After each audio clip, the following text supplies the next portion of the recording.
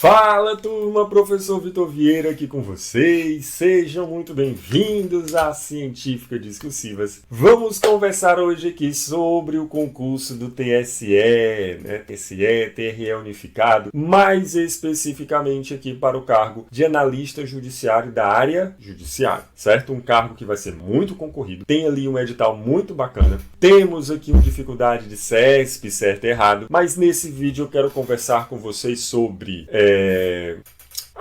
concurso em si, tá? As possibilidades que estão abertas sobre a carreira, sobre remuneração, mas especificamente sobre a discursiva. Então eu quero trazer para vocês segredos para essa discursiva e a gente vai trazer uma discursiva inédita, corrigi-la, apontando táticas que serão utilizadas na tua prova. Vamos nessa? Vamos nessa, então olha só. Deixa eu me apresentar então. Sou Vitor Vieira, professor do Científica Discursivas, servidor público federal do Tribunal Regional do Trabalho da 7ª Região, falo aqui diretamente do Ceará. Dentro dessa possibilidade, converso com vocês de todo o país, tá? Você pode até dizer aí já de onde você está assistindo essa aula, porque nós estamos diante de uma oportunidade espetacular, um concurso unificado com praticamente todos os TREs, à exceção de um, dentro dessa seleção inovadora, e a gente tem aqui uma fase discursiva que vai ser relevante. Quer ver? Quer conhecer os segredos? Olha só, então vem aqui comigo.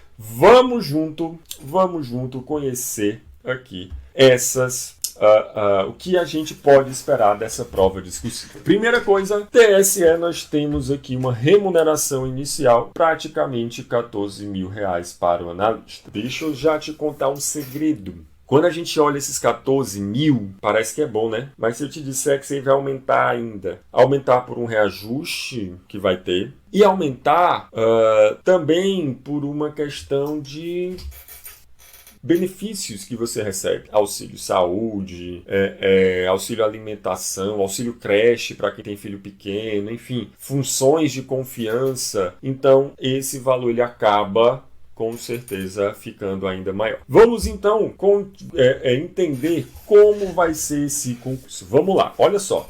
A gente tem aqui uma prova objetiva, na verdade duas provas objetivas. Eu separei aqui na P1 e na P2. A P1 é a prova de conhecimentos básicos, são 50 questões valendo 50 pontos. A P2 traz aqui os conhecimentos específicos, 70 questões, cada questão valendo 2 pontos, portanto 140 pontos. Vamos lembrar que nós estamos diante do esquema uma errada anula uma certa da CESP. Ou seja, o que é que ela faz? Se ela te dá um ponto nas questões básicas que você acerta, ela tira um ponto das que você erra. Se ela te dá um ponto nas específicas que você acerta, ou nas 2 pontos nas específicas que você acerta, ela tira 2 pontos nas que você erra. Então olha só como a estratégia e o grau de dificuldade vai ser maior. Tanto é que quando ele fala aqui dessa pontuação mínima para você não ser eliminado, olha só, de 50 eu preciso fazer 10. De 140, basta eu fazer 40. E na soma dos dois eu não posso ter menos que 55 pontos. Olha que interessante. Então já vamos para algumas conclusões. Depois a gente tem a discursiva e a prova de títulos. E olha só, primeira conclusão. A discursiva vale a mesma coisa que a prova de conhecimentos básicos. Vale exatamente a mesma coisa que a prova de conhecimentos básicos, tá? Segunda coisa, dentro de uma prova de títulos,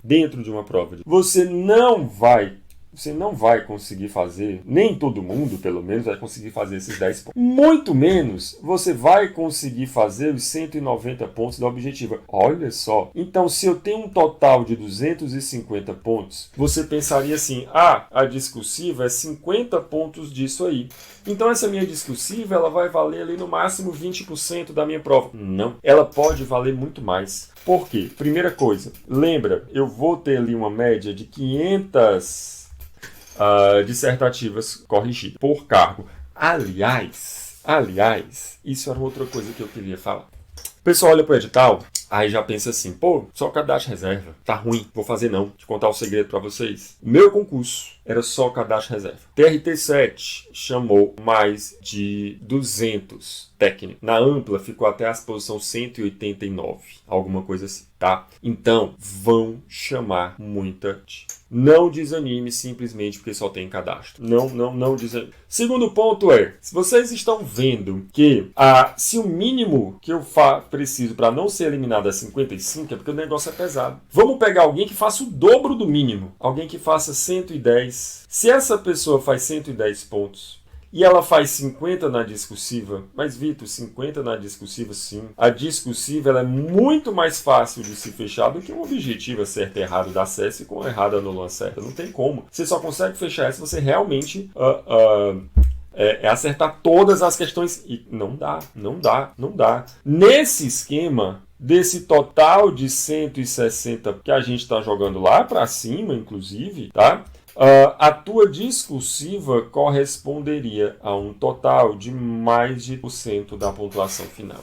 E aí, pelos depoimentos, você vê, aqui, por exemplo, a discursiva, no caso do Bruno, ele jogou da posição 150 fora das vagas para 78 das vagas. Então, olha, nota aqui da Rebeca, 99 na discursiva. Então, ou seja, é fácil, é muito mais fácil você fechar essa discursiva do que você fechar a objetiva. Então, ela pode ter um impacto muito grande. Agora, a gente precisa conhecer quais serão os critérios de avaliação adotados pela CESP.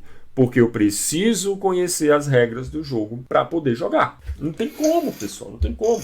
Como é que eu vou jogar sem conhecer a regra do jogo? Não tem. Então não tem como eu saber como eu vou me preparar se eu não sei em que eu vou ser julgado, o que é que eu preciso entender. Então vamos lá, Prova discursiva avaliará conteúdo, a capacidade de expressão da modalidade escrita e o uso das normas do registro formal culto da língua portuguesa. O candidato deverá produzir, conforme o comando formulado pela banca examinadora, texto dissertativo, primando pela coerência e coesão. Primeira coisa que eu já quero falar para vocês. Quando a gente tem essa ideia de um texto dissertativo, é um texto único. Por mais que a questão aborde, olha, resolva os seguintes pontos, 1, 2, 3, texto único. Nada de ficar letra A, letra B, não. Texto dissertativo. Outra coisa, esse texto, deixa eu ver se eu coloquei aqui. Não, mas ele vai um máximo de 30 linhas. Tenho aqui um texto no máximo de 30 linhas. O que mais? Olha só. A prova vai valer 50 pontos, né? Vimos já isso aqui. E quais serão os critérios? Vamos entender então. A apresentação e estrutura textuais e o desenvolvimento do tema totalizarão a nota relativa ao domínio do conteúdo, cuja pontuação máxima será limitada a 50 pontos. E aí o domínio da modalidade escrita totalizará o número de erros e eu vou, olha a formulazinha aqui, tá? Em que TL é de acordo com o número de linhas. Então, vamos lá. Vamos entender aqui o seguinte, como é que a gente vai ter aqui então a ideia? Eu tenho essa primeira nota, que é o domínio do conteúdo. Perceba que o domínio do conteúdo não é simplesmente conteúdo em si. O que é que a gente vai ter? Além do desenvolvimento do tema, vou até destacar aqui, o que é que vai estar dentro dos meus 50 pontos? O desenvolvimento do tema, mas também a apresentação e estrutura textual. Ou seja, tão importante quanto eu saber o conteúdo é saber apresentar esse conteúdo. Texto adequado a isso. Isso vai valer 50 pontos. E aí, dos erros, você vai tirando ponto e de acordo com o número de linhas. Ou seja, quantos mais linhas eu escrevo, mais eu vou diluindo esses erros. Então vou encher linguiça, faça isso não, porque aí também quanto mais você escreve, mais você tem a chance de errar e você vai perder a coerência e a coesão do teu texto. Então não adianta também ficar escrevendo por escrever. Vamos lá. Como é que eu vou zerar? Fuga ao tema, sem texto, marca identificadora, o candidato recebe nota 0. E aí, serão aprovados os candidatos que obtiverem nota maior que 25 pontos. Lembra daquela ideia que eu falei? Lá na discursiva, na objetiva, de 190 você precisava fazer 55. Aqui é a metade, de 50 você precisa fazer 25. Ou seja, a dificuldade aqui acaba sendo bem menor. Então é mais fácil você atingir a nota máxima aqui. Agora, vamos de algumas dicas dicas rápidas. Primeiro, seja objetivo. Responda os pontos, aspectos solicitados no comando da questão. O espaço em geral é curto, mas como assim, Vi? A gente vai ter 30 linhas. Será que isso é um espaço curto? Quando você tem conteúdo, quando você sabe o que escrever, você vai ver que nem sempre não vai ficar a linha sobrando. Não vai. Por isso que por você precisa ser objetivo, tá? Objetivo. Beleza? Segundo ponto, redija sua resposta seguindo a norma culta, óbvio, vai valer tua ação. Realize uma boa estruturação, vamos já falar sobre a estruturação. Planeje os parágrafos em 3 partes, apresentação do aspecto, argumento e fechamento, vou já mostrar isso direitinho. Não fuja do tema, é melhor você escrever dentro do tema, ainda que você não saiba tanto, do que você querer puxar para um outro assunto que você domina, mas não tem nada a ver com o que ele está perguntando. Então, por mais que você não saiba muita coisa, aqui a gente faz o seguinte, dentro dos nossos cursos, a gente ensina você como responder uma questão, mesmo que você não tenha o domínio pleno do conteúdo. E aí você consegue garantir alguns pontos na discursiva, continuar na briga, tá? O que mais? Elementos de ligação, vou já mostrar para vocês na prática a questão da estrutura do texto, translineação, que é isso, acabou a linha,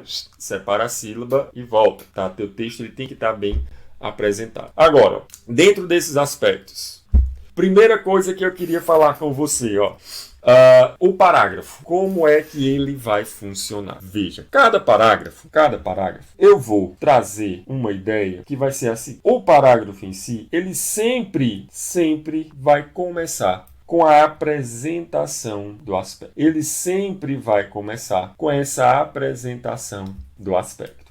Ou seja, eu tenho que deixar claro para o corretor sobre o que é que eu estou falando. Tenho que deixar claro sobre o que é que eu estou falando. Segundo ponto, aí eu começo o argumento. Tá? O argumento. Nesse segundo ponto é que a gente vai ter, de fato, o chamado desenvolvimento, certo?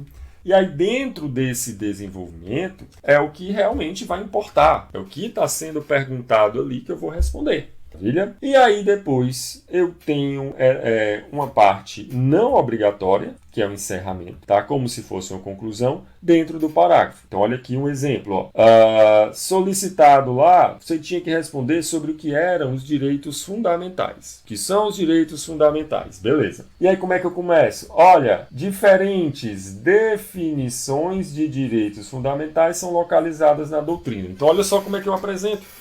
Eu já comecei o texto falando sobre o que é que eu ia mencionar naquele parágrafo. E aí, depois, eu explico. Assim, olha o meu elemento de ligação, para que essa frase esteja ligado com a segunda. Podem ser entendidos como direitos positivados.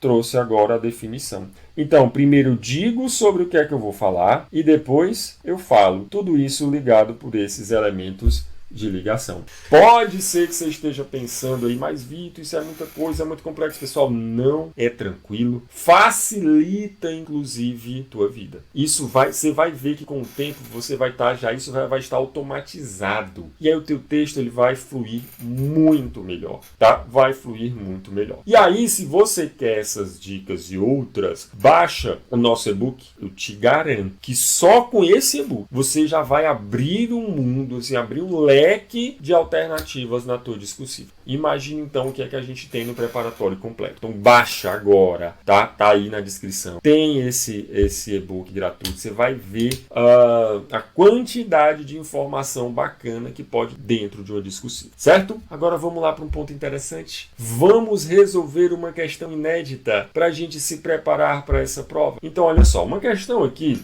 sobre um tópico. Que nesse início de preparação aqui, a gente está trazendo um tópico da Constituição. Constituição Federal. Então, olha só. Olha o que é que você pode encontrar lá no dia. Veja. Em 2023, a Constituição Federal do Brasil comemorou 35 anos de sua promulgação. Marco histórico fundamental na sedimentação da democracia brasileira após um período de regime autoritário. A promulgação da Constituição de 88 representou um processo de redemocratização, estabelecendo estabelecendo um Estado democrático e garantindo uma ampla gama de direitos fundamentais. Contudo, apesar dos avanços significativos, a democracia brasileira ainda enfrenta desafios e é frequentemente questionado, refletindo a complexidade do processo democrático em uma sociedade diversificada e em constante transformação.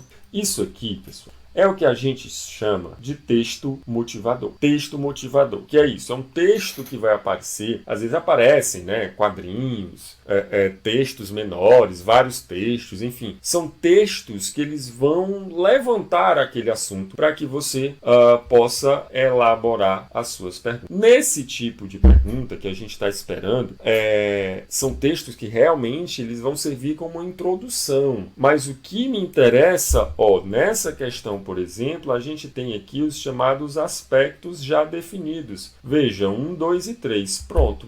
Então ele quer que eu faça um texto dissertativo de até 30 linhas abordando os seguintes pontos. Pessoal, o que eu preciso responder é o que está aqui.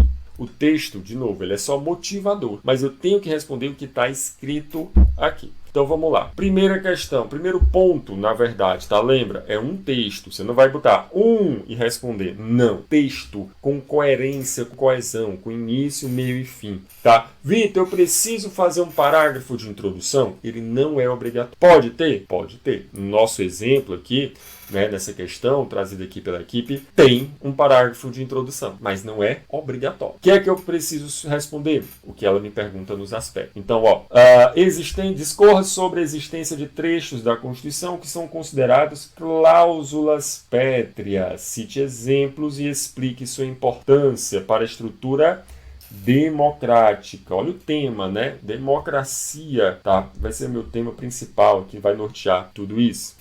Classifique a democracia brasileira quanto ao tipo de participação cidadã, destacando os instrumentos disponíveis para que o cidadão participe do processo democrático. Examine como esses instrumentos contribuem para a consolidação da democracia no Brasil. E, por fim, a partir da análise do texto constitucional, avalie se é possível concluir que o Poder Executivo detém maior poder que os demais poderes, em função da quantidade de atribuições e de sua maior capilaridade. Discuta como essa distribuição de poderes e de atribuições impacta o equilíbrio democrático no país. Olha só, o que é que eu sugiro aqui para você? Cada um tem a sua própria técnica. Mas eu acho que você pode abrir tua prova e ir direto para a discursiva. Mas você vai para a discursiva, lê os pontos e só começar a separar ali, faz ponto 1, teu rascunho, tu vai botando algumas ideias que tu vai responder. Ponto 2, tu bota algumas ideias. Ponto 3, algumas ideias. Não responde ainda a prova. Vai para a tua prova objetiva, que aí tu fica lá,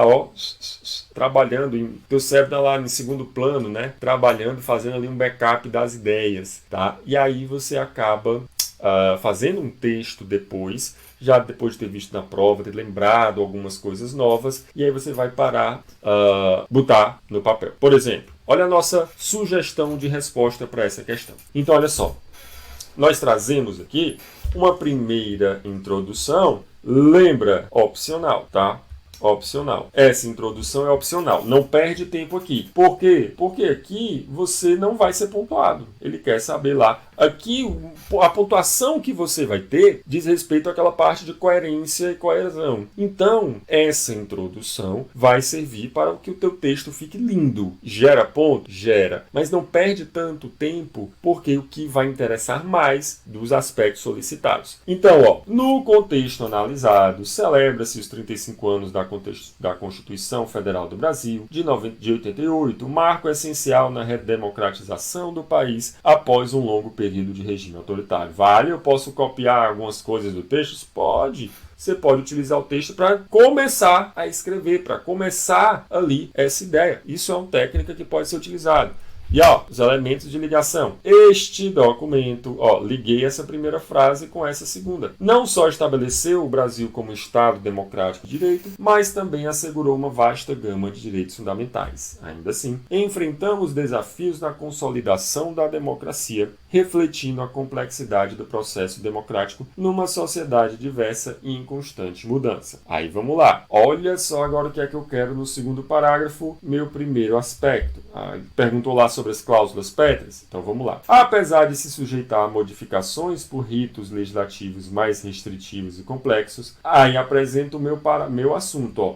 A Constituição apresenta previsões que não podem ser alteradas, denominados cláusulas pétreas. Dentre essas, de novo um elemento de ligação, destacam-se a forma federativa do Estado, o voto direto, secreto, universal e periódico, a separação dos poderes e os direitos e garantias universais. Essas cláusulas são fundamentais para a estrutura democrática do país, pois asseguram a manutenção dos princípios básicos do Estado democrático, independente das mudanças governamentais ou pressões políticas. Então, o que é que ele queria saber? Que eram as cláusulas pétreas. Respondi, ó, que é que não pode ser alterado, dei exemplos e ainda falei da importância para a democracia. Aí eu vou para o meu segundo aspecto, participação cidadã. Quanto à participação cidadã na Constituição, a doutrina classifica a democracia brasileira como semidireta. De novo, ó, introduzi o aspecto para a participação cidadã logo no começo, para eu já deixar bem claro para o examinador sobre o que é que eu vou falar. Lembra, o cara está corrigindo só daquele TRE mais de 500 discursivas. Eu preciso já ser objetivo. Isso porque o texto constitucional apresenta modalidades de participação direta. Ele pediu, ó, quais são essas modalidades? Então eu já disse, ó, semidireta. Respondi o que ele perguntou. Quais são os instrumentos? Plebiscito, referendo, iniciativa popular de leis. Por outro lado, estabelece que as decisões políticas serão tomadas pelos representantes do povo, que é o detentor do poder. Dessa forma, é possível construir, qual é o impacto disso na democracia? É possível construir uma democracia sólida e dinâmica, possibilitando o respeito à vontade popular. E aí eu vou para o meu quarto parágrafo, o terceiro aspecto, sobre a questão dos poderes. Ao analisar a distribuição dos poderes, não se pode falar em concentração de poder. Isso porque a Constituição de 88 adota uma forma tripartite de divisão de poderes, estabelecendo como independente e harmônicos entre si. Olha só. Quando a gente fala de uma prova como essa, o que é que o teu examinador está procurando? Por que a gente tem que apresentar esse aspecto logo de cara? Porque ele está ali corrigindo a tua prova e outras 499 só daquele TRE com um espelho na mão. Ou seja, o que é que você deveria ter respondido? Então ele olha para o espelho, olha para a tua prova. Olha para o espelho, olha para a tua prova. E aí ele vai ver, opa, tá aqui. Então, algumas expressões você começa a entender que são importantíssimas. Por exemplo, se eu falo de poderes, separação de poderes, essa ideia que eles são independentes e harmônicos entre si, isso é uma frase ali batida, mas que tem que estar no meu texto.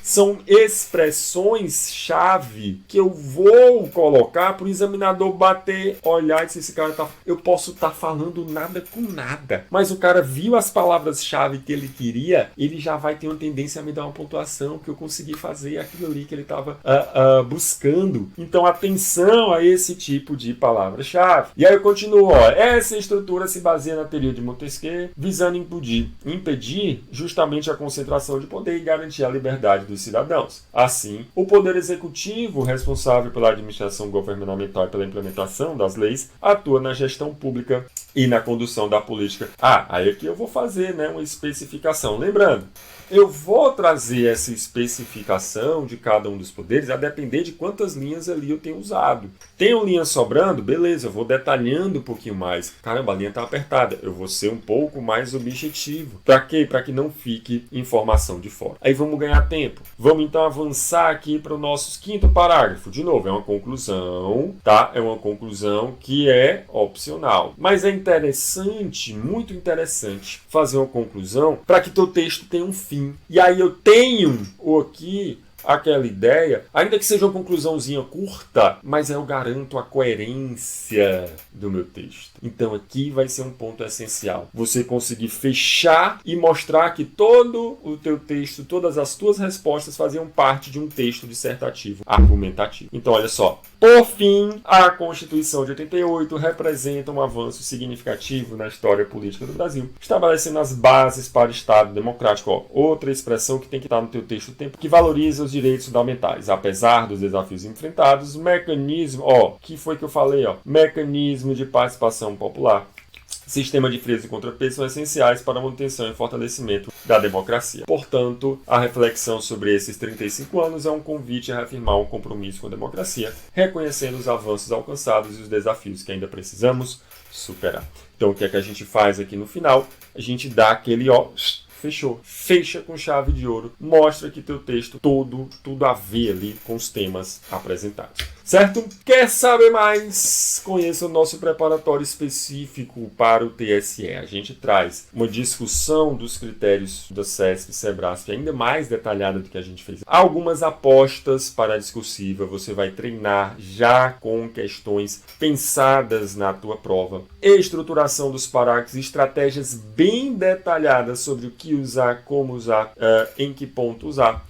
O que o corretor vai buscar no teu texto, exemplos contextualizados com tópicos prováveis, a aplicação de palavras-chave, articuladores de discurso, capítulo com erros comuns, espetacular isso aqui. Você já vê o erro, o que não fazer, né? Não só o que fazer, o que não fazer também. Como conseguir a melhor nota quando eu não sei nada sobre o assunto cobrado? Isso aqui os alunos adoram. Provas anteriores de várias bancas, questões inéditas, faltou o E aqui, voltadas para o TRE, e tudo isso você vai ter em PDF mais videoaulas. Então você vai receber todo esse conteúdo em PDF, para quem gosta de PDF, mas tudo explicadinho em videoaulas para quem é da videoaula, tá? Para quem é da videoaula. Então não perde teu tempo, baixa logo aí o nosso e-book gratuito com algumas informações, com algumas dicas. Se você gostar, nós teremos todo o prazer aqui de ter vocês conosco nessa caminhada aqui rumo à aprovação TSE, TRS, certo? Contem conosco, sigam aí os canais da Científica, YouTube, Instagram. Tô lá também no YouTube, no Instagram. Então você pode conversar, a gente vai trocar uma ideia até essa prova, porque o nosso objetivo aqui é a tua aprovação. Quero